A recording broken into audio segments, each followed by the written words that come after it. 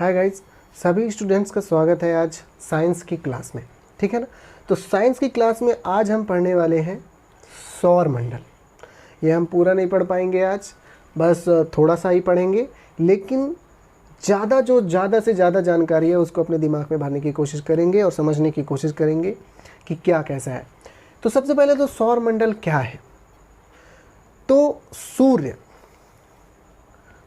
के चारों ओर उपस्थित ग्रह, क्षुद्र ग्रह, धूमकेतु और उल्काएं जो सूर्य की परिक्रमा करते हैं तथा और अन्य आकाशीय पिंड जो सूर्य की परिक्रमा करते हैं, ये सब मिलकर सौर परिवार का निर्माण करते हैं। उसी को हम सौर मंडल भी कहते हैं। ठीक है ना।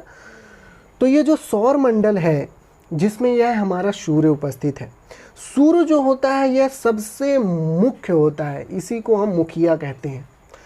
पूरे हमारे सौर मंडल में 99.97% सूर्य का द्रव्यमान होता है। द्रव्यमान तो आप सभी को पता होगा, ठीक है ना।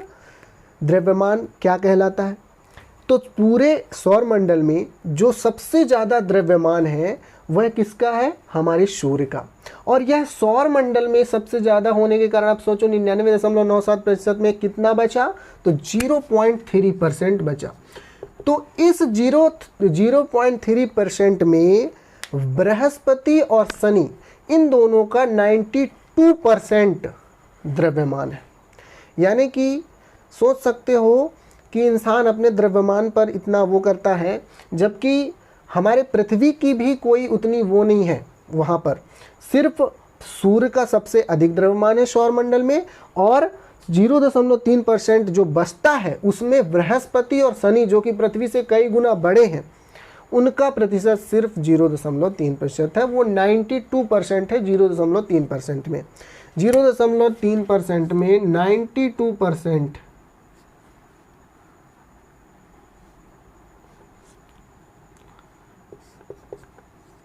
92% बृहस्पति प्लस शनि का है, और 99.97 जो परसेंट है वह सिर्फ सूर्य का है। किसकी बात हो रही है, द्रव्यमान की। द्रव्यमान। अब हम आ जाते हैं कि ये तो हो गया इनके द्रव्यमान की चर्चा। अब सूर्य के चारों ओर जो ग्रह परिक्रमा करते हैं उन सब के ग्रह के बारे में भी हम पढ़ेंगे, लेकिन ग्रह जो परिक्रमा करते हैं वो एक्चुअली है कितने, तो वो टोटल है 8। पहले हमारा प्लूटो था, अब नहीं है। तो इन 8 ग्रहों में जो सबसे बड़ा ग्रह है बृहस्पति है, ठीक है ना, और सबसे निकटतम ग्रह है वह बुध है। सबसे दूर वाला ग्रह अरुण के बाद वरुण है, ठीक है ना। अरुण के बाद बड़ू मतलब वरुण है। अब हम आ जाते हैं सूर्य के बारे में और थोड़ी सी गहरी जानकारी। सूर्य जो है वह एक हृदय स्थल की तरह है हमारे पूरे सौर मंडल, ठीक है ना। और हमारी पूरी जो आकाशगंगा है, आकाशगंगा किसे कहते हैं, मंदाकिनी या आकाशगंगा, ठीक है ना। और हमारी आकाशगंगा कौन सी है, दुग्ध मेघला, मिल्की वे जिसको बोलते हैं। अब थोड़ा सा आकाशगंगा आ ही गया है, तो जब तक मैं इसको बता नहीं दूंगा तो आप लोगों के दिमाग में यही चलेगा कि ये है क्या। तो आकाशगंगा का मतलब है, देखो हमारा जो विश्व जिसको बोलते हैं, ब्रह्मांड जिसको बोलते हैं, विश्व या फिर ब्रह्मांड, पूरा का पूरा ब्रह्मांड आकाशगंगा या फिर मंदाकिनियों से मिलकर बना है। एक ही चीज़ है, आकाशगंगा कह लीजिए या फिर मंदाकिनी। तो ये पूरा का पूरा जो ब्रह्मांड है, इसको विश्व भी कहते हैं ब्रह्मांड को। तो पूरा का पूरा जो ब्रह्मांड है वह किससे मिलकर बना है, हमारे मंदाकिनियों से, ठीक है ना, या आकाशगंगाओं से।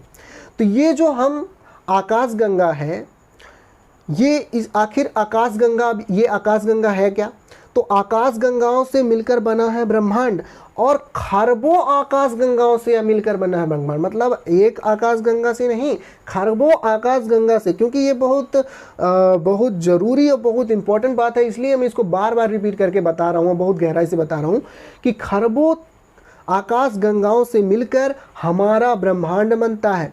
और सोचो खरबों आकाश गंगाओं से तो बनता है, लेकिन एक आकाश गंगा में खरबों तारे होते हैं। सोचो, एक आकाश गंगा में खरबों तारे होते हैं। जैसे तारे के साथ साथ धूल, कण और साथ में ग्रह भी हो सकते हैं, उपग्रह भी हो सकते हैं एक आकाश गंगा में। और ऐसी खरबों आकाश गंगाएं मिलकर क्या बनाती हैं? ब्रह्मांड। आकाश गंगा, खरबों खरबों तारे मिलकर के आकाश गंगा बनाते हैं, खरबों तारे मिलकर के आकाश गंगा बनाते हैं, और खरबों आकाश गंगाएं मिलकर के ब्रह्मांड बताती हैं। ठीक है ना, कोई भी कन्फ्यूजन नहीं है इसमें, ध्यान रखिएगा। अब आगे बढ़ते हैं। ये जो हमारी तारे, खरबों तारे हैं, ये खरबों तारों में से किसी न किसी एक तारे का पूरा परिवार होता है, जैसे कि हमारे सूर्य का है। ठीक है ना, तो सूर्य में कितने हैं? 8 ग्रह हैं। ठीक है ना, उपग्रह भी हैं इसमें क्या कहते हैं, धूल मिट्टी के कण भी हैं। तो हमारा जो सूर्य है तो आकाश गंगा से कितनी दूरी पर है?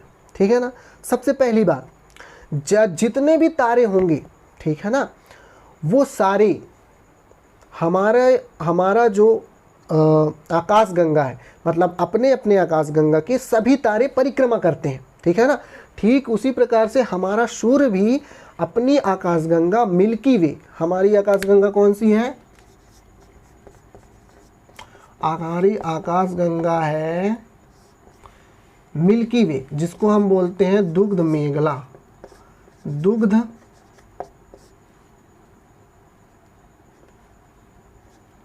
मेघला। ठीक है ना, दुग्ध मेघला। तो ये कौन है? मिल्की वे, आकाश गंगा, हमारी आकाश गंगा। अब सुनो जानकारी की बात, सूर्य जो है हमारी आकाश गंगा के केंद्र से 32,000 प्रकाश वर्ष की दूरी पर है। कितना? 32,000 प्रकाश वर्ष, मतलब इतनी दूरी है किसकी? हमारे सूर्य की। किससे? दुग्ध मेघला के केंद्र से। और ये सूर्य उसकी परिक्रमा करता है। कई लोग कह देते हैं कि सूर्य स्थिर है, ऐसा नहीं है भाई, सूर्य भी परिक्रमा करता है। किसकी? अपने आकाश गंगा के केंद्र की। ठीक है ना, तो उससे कितनी दूरी है उसकी? 32,000 प्रकाश वर्ष।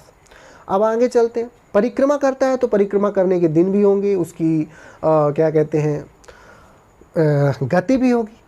तो जो सूर्य है हमारा, अच्छा हाँ, एक चीज़ और, 32,000 प्रकाश वर्ष है, तो एक प्रकाश वर्ष, ठीक है ना, इसको क्या बोलेंगे? Light year. ठीक है ना, तो एक प्रकाश वर्ष बराबर कितना होता है? हम मीटर में निकाल लेते हैं, क्या दिक्कत है? एक प्रकाश वर्ष बराबर होता है 9.46 गुणे 10⁻15 मीटर। ठीक है ना, एक प्रकाश वर्ष बराबर, मतलब एक LY इक्वल टू 9.46 गुणे 10⁻15 मीटर। सोचिए कितना लंबा है ये, है ना। तो 32,000 प्रकाश वर्ष तो बहुत लंबी दूरी हो जाएगी। ये हो गया हमारा क्या? एक लाइट ईयर, मतलब एक प्रकाश वर्ष बराबर इतना। अब आ जाते हैं हम कि ये जो सूर्य है वह परिक्रमा तो करता है, पर कितनी गति होती है इसकी? तो 250, सूर्य की गति होती है 250 किलोमीटर प्रति सेकेंड। मतलब एक सेकेंड में 250 किलोमीटर चलता है ये, और इसकी दूरी तय करने के लिए, किसकी? परिक्रमा करने के लिए। अब अंत में हमको ये जानकारी चाहिए कि आखिर ये कितने दिनों में उसकी पूरी दूरी कर लेता है। तो ये कर लेता है 25 करोड़ वर्ष। 25 करोड़ वर्ष, मतलब सूर्य को आकाश गंगा दुग्ध मेघला के केंद्र की परिक्रमा पूरी करने के लिए 25 करोड़ वर्ष लगते हैं। इतने समय में मैं इतनी दूरी, सोचो कितनी बड़ी बड़ी बातें हैं, है ना, कि सूर्य है, सूर्य के ग्रह हैं, ये इतना सौरमंडल खुद अपने आप में इतना बड़ा है, लेकिन ये कुछ नहीं है ब्रह्मांड के आगे, क्योंकि इसके जैसे खरबों मिलके एक आकाशगंगा बनाते हैं, और खरबों आकाशगंगाएं मिलकर ब्रह्मांड बनाती हैं। सोचिए, तो कभी भी इंसान को इतना एरोगेंट नहीं होना चाहिए। कोई ना कोई क्रिएटर है जो ये सब बनाया है। चलो ठीक है, तो ये हो गया हमारा पूरा। नेक्स्ट हम सूर्य के बारे में और गहरी जानकारी कि अंदर क्या है, इसके क्रोड क्या है, ये सब पढ़ेंगे। आज की क्लास सिर्फ इतनी ही। तो अगर वीडियो पसंद आया हो तो सभी लोग लाइक करें और सब्सक्राइब करें और शेयर करें और सबका ज्ञान बढ़ाएं। बाय।